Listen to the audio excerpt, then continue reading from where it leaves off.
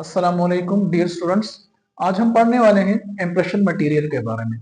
चूंकि dental material को जब हमने पहले क्लासिफाई किया था तो उसमें हमने 3 क्लासेस पढ़ी थी कि भाई एक रेस्टोरेटिव मटेरियल की क्लास होती है, एक ऑक्सिलरी मटेरियल की क्लास होती है, एक प्रिवेंटिव मटेरियल की क्लास होती है। सही है। तो उसी तरह ऑक्सिलरी मटेरियल कौन से मटेरियल होते हैं? वो मटेरियल जो ओरल कैविटी का हिस्सा नहीं बनते, मतलब क्राउन, ब्रिज, ये चीजें उनसे फैब्रिकेट नहीं होती, बनती नहीं, लेकिन क्राउन और ब्रिज और डेंचर को फैब्रिकेट करने में हेल्प आउट जो करते हैं, तो उन मटेरियल को हम ऑक्सिलरी मटेरियल कहते हैं।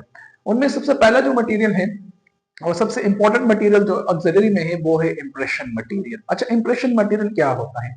इंप्रेशन मटेरियल हमारे पास वो डेंटल मटेरियल होता है स्पेसिफिकली जो हम यूज करते हैं। किस चीज के लिए यूज करते हैं? ओरल कैविटी को क्या करने, उसके डिटेल्स को रिकॉर्ड करने। जितनी भी ओरल कैविटी होती है ना, उस ओरल कैविटी की शेप, उस ओरल कैविटी के स्ट्रक्चर और उस ओरल कैविटी की जितनी डायमेंशन होती है, उस डायमेंशन को रिकॉर्ड करने के लिए हम जो मटेरियल यूज करते हैं उसको इंप्रेशन मटेरियल कहा जाता है। सही है। अब क्यों, वाई?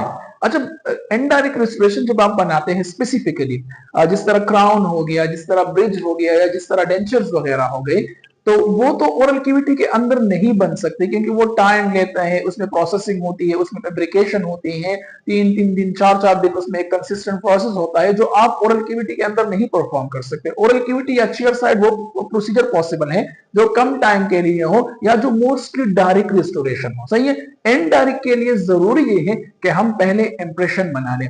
इंप्रेशन इसलिए जरूरी है कि ओरल कैविटी का जो रेप्लिका हमारे पास आता है, इस इंप्रेशन को बाद में, इस इंप्रेशन से हम मॉडल बना लेते हैं और वो मॉडल फिर हमारे पास एग्जैक्ट रिप्लिका होता है ओरल कैविटी का। तो ओरल कैविटी को हम बाहर नहीं निकाल सकते और न ओरल कैविटी के अंदर हम काम कर सकते हैं। तो हमें चाहिए होता है ऐसा कोई रेप्लिका जो ओरल कैविटी को प्रेजेंट कर सके एक्सटर्नली एनवायरमेंट में। सही है। तो हमारे पास वो मॉडल होता है और उसी मॉडल के ऊपर फिर हम काम करते हैं। सही है। उसी के ऊपर वैक्स पैटर्न बनता है, उसी के ऊपर फिर हम मेटल को फिनिश करते हैं, उसी के ऊपर फिर अगर हम क्या करते हैं, पोर्सलीन के बिल्डअप करते हैं, उसी कैविटी मॉडल के ऊपर पोर्सलीन की शेपअप होती है और देन फिनिशिंग और देन पॉलिशिंग। तो आपके पास क्लिनिक में जो फाइनल क्राउन आ जाता है तो वो उसी मॉडल के ऊपर बना होता है। तो उसके लिए सबसे पहले हमें चाहिए होता है इंप्रेशन। सही है। और इंप्रेशन बनाने के लिए हमें चाहिए होते हैं इंप्रेशन मटेरियल। इसी वजह से ये बहुत इंपॉर्टेंट है कि हम इसको डिस्कस करें।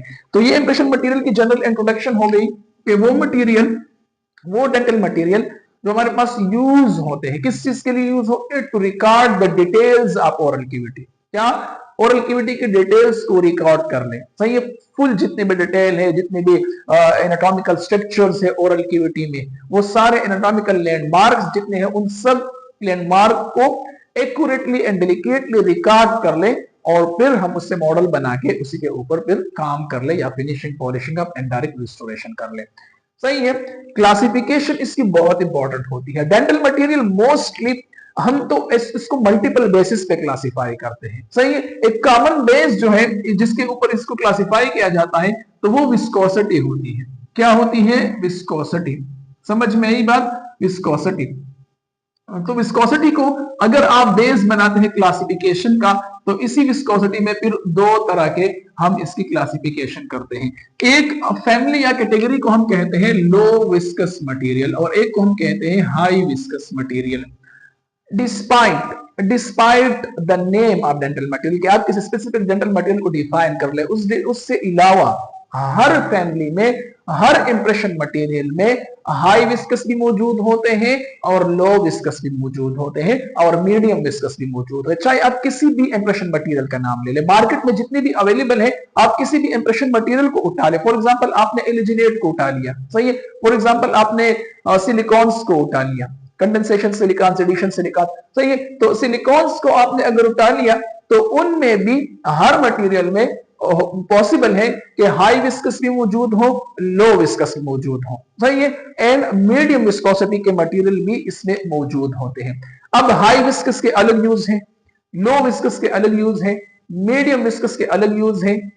समझ में ही बात? और साथ साथ में जब ये हम इंडिविजुअल डेंटल मटेरियल को पढ़ेंगे तो वहां पर इनके यूजेस को भी डिस्कस कर लेंगे। जस्ट यहां पर हम सिर्फ क्लासिफिकेशन को देखते हैं और साथ साथ में जो इसकी यूज होती है या टेक्निक, जो टेक्निक होती है इंप्रेशन रिकॉर्ड करने की, वो इसके लिए भी डिफरेंट है, इसके लिए भी डिफरेंट है और इस मीडियम के लिए भी डिफरेंट होते हैं। और जनरली इसको हम पट्टी पट्टी कहा जाता है हाई विस्कस को, समझ में आई बात, पट्टी या पट्टी इलास्टोमर्स जो आपके नाम सुना होगा, सही है, जो हाई विस्कस होते हैं उस फैमिली को जनरली पट्टी कहा जाता है, जस्ट बिकॉज वो ये प्रेजेंट करेंगे इनकी विस्कोसिटी जो है वो बहुत हाई है, सही है। तो एक तो विस्कोसिटी बेस पे हो गई, तो विस्कोसिटी बेस में आप क्लासिफिकेशन कर सकते हैं इंप्रेशन मटेरियल को 2 या आप 3 भी कर सकते हैं, सही है, मीडियम, लो एंड हाई। आप ये कहेंगे कि व्हाट इज लो कौन से है या मीडियम कौन से या हाई कौन से, तो हर मटेरियल में मीडियम की भी कैटेगरी होती है, लो की भी होती है और हाई की भी होती है, आप जिस मटेरियल का भी नाम ले ले, तो उस डिटेल में हम नहीं जाते। अच्छा, दूसरी जो क्लासिफिकेशन होती है सिंपली वो इलास्टिसिटी के बेस पे आप कर सकते हैं। किसके बेस पे आप कर सकते हैं? इलास्टिसिटी के बेस पे। अच्छा, विस्कोसिटी की अपनी एक एप्लीकेशन होती है, इलास्टिसिटी की अपनी एप्लीकेशन होती है। इट डजंट मीन कि कौन सा मटेरियल अच्छा है कौन सा बुरा है। इस डिबेट में हम इसलिए नहीं जाते कि आप ये डिफाइन नहीं कर सकते, क्योंकि हर मटेरियल की अपनी स्पेसिफिक यूज होती है, स्पेसिफिक टेक्निक होती है, स्पेसिफिक काइंड ऑफ इंप्रेशन के लिए इसको यूज किया जाता है। तो हमारे लिए जो सारे हैं सारे वो एक्सेप्टेबल भी है और एप्लीकेबल भी है सर्टेन कंडीशंस में, सही है। तो इलास्टिसिटी के बेस पे, तो इलास्टिसिटी के बेस पे इसके फर्दर आप इसको इलास्टिक एंड नॉन इलास्टिक में आप सिंपली इनको क्या कर सकते हैं, वो क्लासिफाई कर सकते हैं, सही है। इलास्टिक को फिलहाल छोड़ देते हैं, नॉन इलास्टिक में हमारे पास जो मटेरियल आते हैं, मैं स्पेसिफिक मटेरियल का नाम लेता हूं, सही है। तो इसमें इंप्रेशन प्लास्टर, ये एक मटेरियल है, impression plaster, impression compound, impression waxes, plaster, compound, waxes, impression plaster, impression compound, impression waxes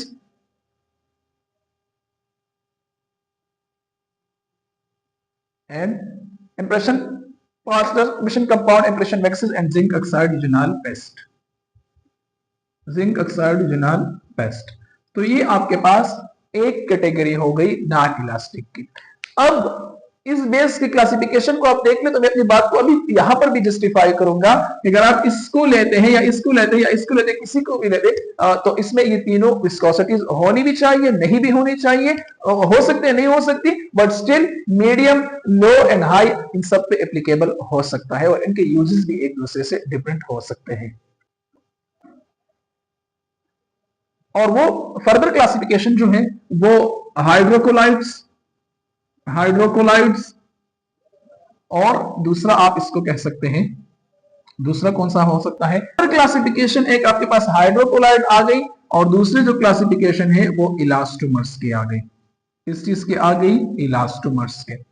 hydrocolloid में फिर फर्दर दो है आपके पास, एक रिवर्सिबल और एक इरिवर्सिबल। तो रिवर्सिबल हमारे पास जो है उसको हम अगार कहते हैं और इरिवर्सिबल को हम एलिजिनेट कहते हैं। समझ में आई बात? अगार एंड एलिजिनेट, सही है। और इलास्टोमर्स में आपके पास 4 किस्म के सब्सटेंस आते हैं, या आप इसको 3 भी कह सकते हैं। तो बस आ जाएंगे, बस क्या आ जाएंगे? सिलिकॉन्स, सही है, पॉलीसल्फाइड और पॉलीईथर। सिलिकॉन्स को फिर एडिशन सिलिकॉन और कंडेंसेशन सिलिकॉन में डिवाइड किया होता है। तो ये एक सिंपल सी आप कह सकते हैं क्लासिफिकेशन है इंप्रेशन मटेरियल की। सबसे पहले बेस क्या है क्लासिफिकेशन के लिए, मैं थोड़ा सा रिव्यू दे रहा हूं। बेस या तो विस्कोसिटी हो सकती है क्लासिफिकेशन की बेस, या इलास्टिसिटी हो सकती है। चलो मैंने पिक कर दिया कि विस्कोसिटी, तो विस्कोसिटी में सब मटेरियल आ जाएंगे।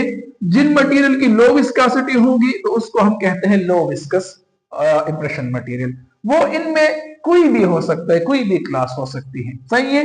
जिनकी मीडियम होती है, जिस तरह एलिजिनेट है, तो इसको हम कहते हैं मीडियम विस्कस मटेरियल। इसमें अल्जीनेट के अलावा और भी ऐसे मटेरियल इन सब में आ सकते हैं जिनकी मीडियम विस्कोसिटी होगी। और तीसरा हमारे पास होते हैं हाई विस्कस, जिसको पटी इलास्टोमर कहा जाता है।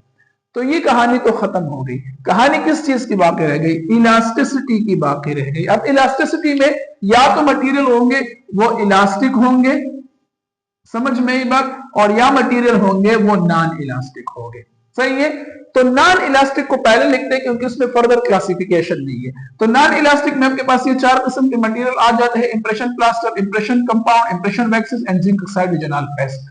ये जितने भी इंप्रेशन मटेरियल है they are non elastic. Elastic की तरफ जब आप आ जाते हैं इलास्टिक के, तो इलास्टिक में फर्दर क्लासिफिकेशन होती है। ये है इलास्टिक इंप्रेशन मटेरियल। सही है, ये इलास्टिक। तो इलास्टिक में एक जो ग्रुप होता है इसको हम हाइड्रोकोलाइड कहते हैं, दूसरे ग्रुप को हम इलास्टोमर्स कहते हैं। हाइड्रोकोलाइड में फर्दर क्लासिफिकेशन हुई होती है। इस एक ग्रुप को हम रिवर्सिबल कहते हैं, जिसमें एक ही डेंटल मटेरियल है उसको हम कहते हैं इंप्रेशन मटेरियल, इसको हम कहते हैं अगार, और इस दूसरे में एलिजिनेट हमारे पास आ जाता है। अच्छा, इलास्टिक में जो दूसरी मटेरियल होती है उसको हम कहते हैं इलास्टोमर्स, और इलास्टोमर में हमारे पास तीन किस्म के मटेरियल होते हैं: सिलिकॉन्स, पॉलीसल्फाइड्स, पॉलीईथर्स। सिलिकॉन्स में फिर दो किस्म के हैं: addition silicone and condensation silicone. ये जितने भी मटेरियल मैंने यहाँ एक्सप्लेन किए या क्लासिफाई किए, तो ये सब मटेरियल किसी स्पेसिफिक फंक्शन के लिए यूज होते हैं। ये ऐसा नहीं कि ये फजूल है या कुछ इस तरह है कि अब तो यूज नहीं होते, नए नए मटेरियल आए हैं, नई नई प्रॉपर्टीज वाले मटेरियल है, बेस्ट आए, लेकिन समहाउ ये मटेरियल किसी जमाने में यूज होते हैं या अब भी इसको क्या कर सकते हैं, यूज कर सकते हैं लोग। अवेलेबल मटेरियल का क्या मतलब होता है? अवेलेबल मटेरियल इन सब मटेरियल में जो आपके पास अवेलेबल है, तो मार्केट में ऑलमोस्ट ये सारे मटेरियल जो है वो अवेलेबल है। जब हम इंडिविजुअल मटेरियल पढ़ेंगे ना, एक एक मटेरियल नेक्स्ट, तो हम इसमें हर मटेरियल के लिए अपनी टेक्निक पढ़ेंगे कि कौन से मटेरियल जो है वो आइसोलेटेड यूज हो सकते हैं, कौन से मटेरियल ऐसे जो डुप्लीकेशन टेक्निक में यूज हो सकते हैं, कौन से मटेरियल ऐसे होते हैं जो कॉम्बिनेशन, इसमें ऐसे मटेरियल भी होंगे जो एक दूसरे के साथ कॉम्बिनेशन में यूज होंगे टू टेकिंग इंप्रेशन। कुछ मटेरियल ऐसे होंगे जो सिर्फ और सिर्फ कस्टम ट्रे में यूज हो सकते हैं, कुछ मटेरियल ऐसे होते हैं जो स्टॉक ट्रे में यूज हो सकते हैं, कुछ मटेरियल ऐसे होंगे जो स्पेसिफिक ईडेंचुलस्पेशन के लिए यूज होते हैं, कुछ मटेरियल ऐसे होते हैं जो फिक्स प्रोस्टो के लिए यूज होंगे, कुछ मटेरियल ऐसे होंगे जो इम्प्लांट के लिए यूज होंगे, कुछ मटेरियल ऐसे होंगे जो कंप्लीट डेंचर के लिए यूज होंगे, कुछ मटेरियल पार्शियल डेंचर के लिए यूज होंगे, कुछ मटेरियल फ्लेवी रिजिड्स के लिए यूज होंगे। सही है। तो ये सारे मटेरियल जब हम एक एक मटेरियल को इंडिविजुअली पढ़ेंगे तो फिर हम वहां पर इनकी प्रॉपर्टीज भी डिस्कस करेंगे, टेक्निक भी डिस्कस करेंगे, मैनिपुलेशन भी डिस्कस करें और यूज भी डिस्कस करेंगे। ये फिलहाल तक अब तक इनकी सिंपल क्लासिफिकेशन थी।